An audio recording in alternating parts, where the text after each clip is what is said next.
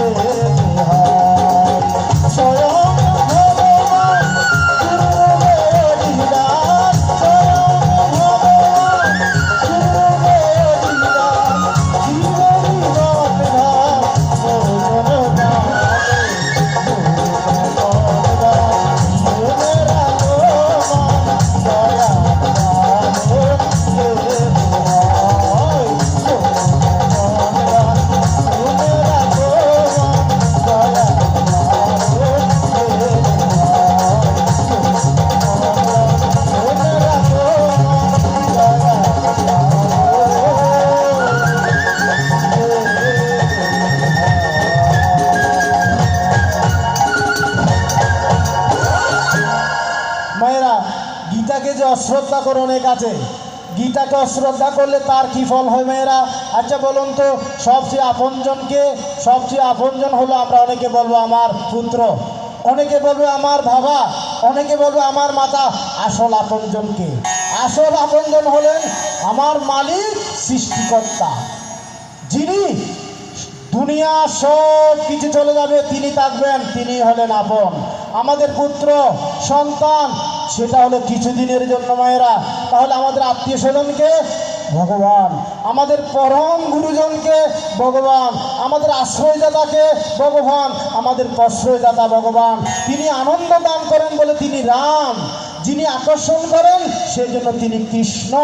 তাই আমাদের জন্য আমাদের মন আর আত্মা পরমাত্মা সব কিছু লীন করে দেন সে স্বয়ং ভগবান। তাহলে আমরা যে গীতা বলেছিলাম, গীতাকে অশ্রদ্ধা করলে কি গতি হয়? অনেকে গীতাকে অশ্রদ্ধা করে। শুনুন, এক ব্রাহ্মণ প্রতিদিন গীতা পড়তেন, প্রতিদিন গীতা পড়তেন, গীতা না পড়ে কোনো আহার করতেন না। তিনি ভোগ লাগাতেন ব্রাহ্মণ, কিন্তু গীতা পড়তেন, একটা শ্লোকও প্রতিদিন পড়তেন। প্রতিদিন যখন গীতা পড়তেন, তার রমণী, ঘরের রমণী মানে ব্রাহ্মণী, ওই ব্রাহ্মণী কি করলেন জানেন? তাকে কি বলে, তুমি প্রতিদিন গীতা পড়ো, সংসারে তো আহার নাই, শুধু গীতা পড়ে লাভ কি? তাহলে তার কি অবস্থা হয় দেখুন। এইটা যখন বললেন, আর নারায়ণ বসে গেল সভা, আমার গীতা নিয়ে অশ্রদ্ধা। নারায়ণ আর নারায়ণ নির্দেশ দিলেন, নারদ ওই মানব জাতি কি বলছেন দেখুন, ব্রাহ্মণ গীতা পড়ে। ব্রাহ্মণী বললেন গীতা পড়ার দরকার নয়, তাকে লাল সংকেত দাও। শুনুন, কখনো গীতা নিয়ে অশ্রদ্ধা করবেন না মায়েরা, গীতাকে কটূক্তি বলবেন না। তাই ব্রাহ্মণী যখন গীতাকে অশ্রদ্ধা করেছেন, তার কি গতি হয় শুনুন। ব্রাহ্মণ যখন ভিক্ষা করতে যাবেন, গীতা পড়তেন, গীতা পড়ে পড়ে ব্রাহ্মণ কিন্তু ভিক্ষা করতে যেতেন। ভিক্ষা করে যা পেতেন সেই ভিক্ষাগুলো এনে রান্না করে অন্ন প্রসাদ খেতেন। ব্রাহ্মণের তো তেমন টাকা পয়সা ছিল না।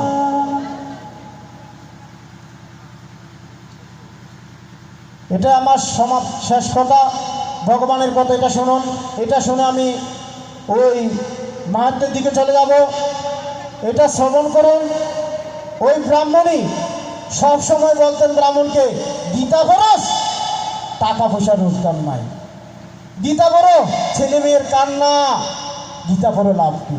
দেখুন তার মন্দিরে বলরাম আর কৃষ্ণ কি সভা করলেন, তার ঘর কি করে দিলেন শুনুন। ওই ব্রাহ্মণ যখন গীতা পড়তেন, গীতা পড়ার সময় তিনি আবার ভিক্ষা করতে যেতেন। এমন সময় চলল 7 দিন বৃষ্টি। 7 দিন যখন বৃষ্টি হলো, সে আর ভিক্ষা করতে পারলো না। অনবরত ইন্দ্র কি করলেন জানেন? অনবরত 7 দিন বৃষ্টি নামালেন। তখন ওই ব্রাহ্মণ তার ভিক্ষা করতে যায় না, তার ছেলে মেয়ে কান্নায় কি জ্বালায়, ক্ষুধার জ্বালায় সে ঘোরাঘুরি করতে লাগলো। ওইদিকে বলরাম আর কৃষ্ণ চুপ হয়ে মন্দিরের মধ্যে বসে আছে। বললেন, আমার ভক্ত ব্রাহ্মণ ভিক্ষা করতে পারছে না, শুধু গীতা পড়ছেন, তার আহার কিভাবে জোটাবো? বলরাম আর কি কৃষ্ণ কথাবার্তা মন্দিরের মধ্যে, শুনুন কথাগুলো। তাহলে ওই ব্রাহ্মণীর রাগ, ব্রাহ্মণী কি করলেন জানেন? 7 দিন যখন ভিক্ষা করতে পারলেন না, উপোস, ওই কিছু টাকা সঞ্চয় ছিল, সেই সঞ্চয় থেকে কেটে 2-3-4 দিন গেল, আর 3 দিন উপোসের জ্বালা ছেলে মেয়ে কান্না করতে লাগলো। ওই ব্রাহ্মণ গীতা বললেন, গীতা পড়তে পড়তে সে বুক লাগালেন। গীতা পড়ার সময় ব্রাহ্মণ এসে বললেন, ব্রাহ্মণ তুমি গীতা বললেন, আমার সন্তান তো কান্নায় হাজারি। তখন ব্রাহ্মণী একটা কলম নিয়ে ওই নবম অধ্যায়ের 22 নম্বর শ্লোক আজকে গিয়ে করে দেখবেন, নবম অধ্যায়ের 22 নম্বর শ্লোকটা করে দেখবেন। ওই ব্রাহ্মণী কি করলেন, কেটে দিলেন কলম দিয়ে। ওই গীতার মধ্যে যখন লাইনটা কেটে দিলেন, তোমার গীতা পড়া হবে না, আমার সন্তান কান্না করছে, গীতা পড়ো, তুমি ভিক্ষা করে নিয়ে আসো। তাই ব্রাহ্মণ বললেন, ভগবান আমার কথা শুনলে 7 দিন বৃষ্টি দিলেন, আমার গীতা পড়ার আরো বেশি বেড়ে গেল। ওই ব্রাহ্মণী আরো রাগ হয়ে গেলেন। ব্রাহ্মণের কানে বললেন, ভগবান বৃষ্টি দিলেন, আমি বেশি গীতা পড়ব। তাহলে ব্রাহ্মণী বললেন তোমার গীতা শ্লোক আমি কেটে দিলাম। তখন ওই গীতা শ্লোক কাটার পরে ওই মন্দিরের মধ্যে কৃষ্ণের জিহ্বা কেটে গেল সাথে সাথে। দেখুন আজকে প্রমাণ করে, গীতা যদি কেউ যদি কলম দিয়ে কাটো দেখবেন কৃষ্ণ মন্দিরে গেলে কৃষ্ণের জিহ্বা কাটা। পুরীতে দেখেন, পুরীতে গিয়ে দেখেন এরকম আরেকটা তত্ত্ব আছে, পুরীর মধ্যে কৃষ্ণের জিহ্বার নাড়ু পাচ্ছে, নাড়ু কিন্তু অর্ধেক অবস্থা, এটা আরেকদিনে বলবো। তাহলে গীতাকে কখনো শ্রদ্ধা করবে না। যখন ওই লাইনটা কেটে দিলেন তার কৃষ্ণের জিহ্বা কেটে গেল। তাহলে জিহ্বা যখন কেটে গেল ওই ব্রাহ্মণের কি অবস্থা হয় দেখুন। তখন ব্রাহ্মণ শুয়ে পড়লেন, চিন্তা করতে লাগলেন, গোবিন্দ গোবিন্দ বলে কি চিন্তা করলেন জানলেন? হ্যালো, ওই চিন্তা করতে গোবিন্দর চিন্তনে তিনি শুয়ে রইলেন। তখন বলরাম আর কৃষ্ণ মন্দিরে আর থাকতে পারলেন না। আমার ভক্ত আজকে উপোস, আমি মন্দির থেকে বিগ্রহ বেরিয়ে।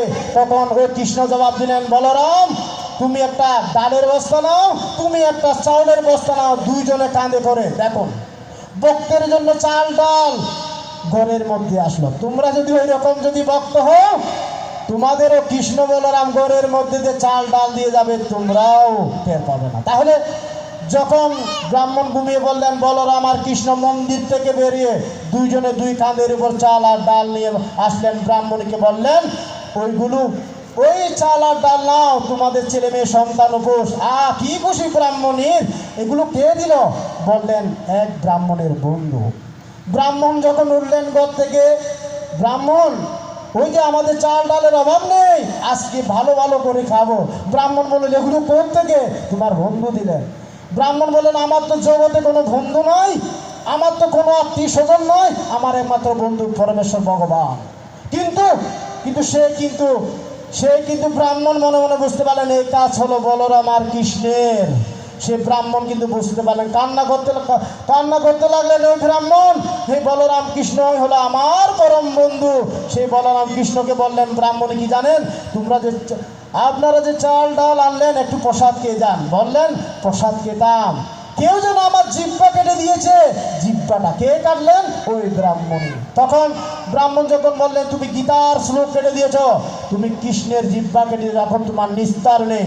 তখন ব্রাহ্মণী যখন বুঝতে পারলেন, ব্রাহ্মণের কাছে গিয়ে কান্না করতে লাগলেন, আমি কিভাবে উদ্ধার হব। যখন ওই পুরীতে গিয়ে জগন্নাথ মন্দিরে গিয়েছে ক্ষমা চাইলেন, জগন্নাথ মন্দিরে গিয়ে কেঁদে কেঁদে ক্ষমা করে দাও। ব্রাহ্মণী তখন কৃষ্ণের কাছে ক্ষমা ভিক্ষা চাইলেন। তাহলে দেখুন ওই যে কৃষ্ণের জিহ্বা, কৃষ্ণের চোখ, কৃষ্ণের আত্মা হলো গীতা। তাহলে গীতাকে যে অশ্রদ্ধা করে, এই ভুবন নয়, স্বর্গ মর্ত্য পাতাল ত্রিভুবন তার গতি নাই। তাহলে ভগবান আবার কি বলে দেখুন, আমি এটা করে মাহাত্ম্য পাঠ করবো। হ্যালো।